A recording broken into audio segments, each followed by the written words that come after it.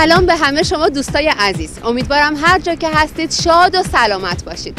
امروز نشنال دی، روز اتحاد ملی امارات، روزی که 7 شیخ نشین تصمیم گرفتن که با همدیگه متحد بشن و کشور امارات متحده عربی رو تشکیل بدن. امروز روز 2 دسامبر هست، روزی که همه به خیابونا میریزن، جشن و شادی دارن، جاهای مختلف مراسم مختلف هست. با من همراه باشید.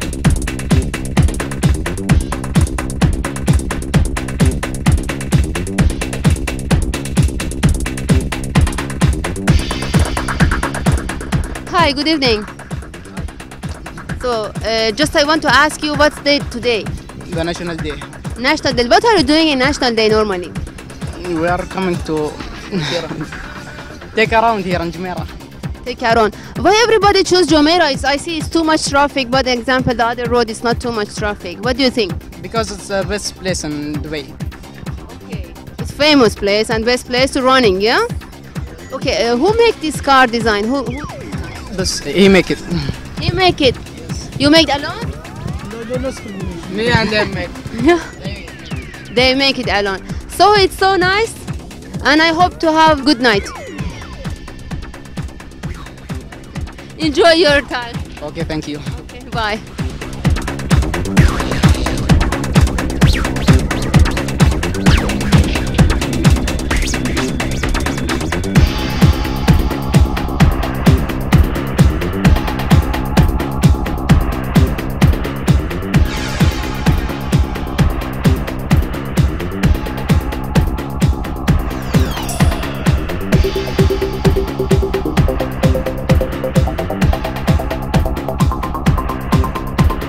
Hi, good evening. Happy National Day. Happy National Day for all. Okay, today everybody come out 2nd of December.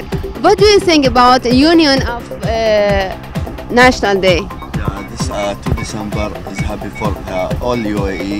Okay, this united for the Emirates. Okay, Dubai and Abu Dhabi and Sharjah and Ajman. All this united for this day 2 December. This all happy in here.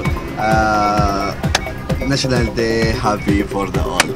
So and everybody happy. Why you not did design your car? Because many car they made design for the National Day. Why you didn't do? Yeah, all the car. This all the people this happy. This designed for all the car. And me, I am busy. I don't take any pictures. Oh, you didn't have time, but you came out because of National Day, right? Yeah, really. So enjoy your night. Happy National Day again. National Day for the all.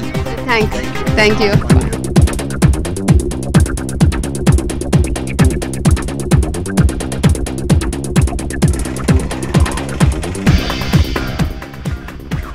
سلام جناب، شب شما بخیر. سلام، اول شما خوب هستین؟ هپی نشنال دی اول از همه. هپی نشنال دی. خب میشه خودتون رو معرفی کنید؟ من مازیار هستم. ایرانی هستم. چند سال اینجا هستید؟ الان 27 ساله که دبی زندگی میکنم. خب این الان ما هر سال این جشنا رو قلمرو با خود عربا میگیریم. یکی بوده بایی بلا رو به سر ما میارن که با چی بهتون اینا کثیف نمیکنه که نه؟ نه خب قشنگه، حالت فان داره دیگه. دیگه به خاطر خوشیشونه دیگه. آزادیه. این آزادیه دارن استفاده میکنن. الان 43مین سالگرد روز نشنال دی هست. شما 27 ساله که اینجایید، هر سال اینجوری برنامه بوده؟ مردم به خیابونا اومدن یا جدیدن بوده؟ چجوری بوده؟ سالهای اول من نبودم 27 سال پیش. سالهای اول که نه به این به قول من به این خوبی و شادی و مردم خوش باشن، نه اینطور نبود. ملوشه 6-7 سال آخر که دیگه 6-7 ساله آره که دیگه حسابی دیگه جشن و پایکوبی میکنن دیگه. همه بچهای جوونا داخل خیابونا میان با ماشیناشون، حالا اسپری دیگه میزنن به هم دیگه. شما هم زدید اسپری؟ ندارم خانم، ما با موتور اسپری بهمون میپاشن. با موتور داریم میریم نمیتونیم. یکی دوستم هم هست. دوستتون هم داره. خودتون همراهی میکنه دیگه. خب به سلامتی. امیدوارم که بهتون خوش بگذره. بالاخره ما هم سعی میکنیم تو جشن نشنال دی سهیم باشیم، هر کسی به نوبت خودش. و براتون شب خوبی آرزو میکنم. موفق باشید. مرسی از وقتتون. خدا نگهدار.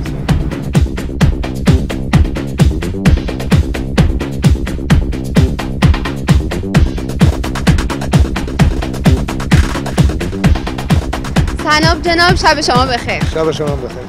خوب هستید؟ میشه خودتون رو معرفی کنید؟ ارهام هستم. آقای ارهام.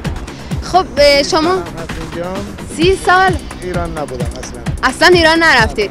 خب تو این جشن نشنال دی شرکت کردید همیشه؟ چند سالی که برپا بوده؟ شرکت می‌کنیم، هر سال شرکت می‌کنیم. من از 30 سال هر سال بوده، ولی این چند سال اخیر یه مقدار بهتر بوده.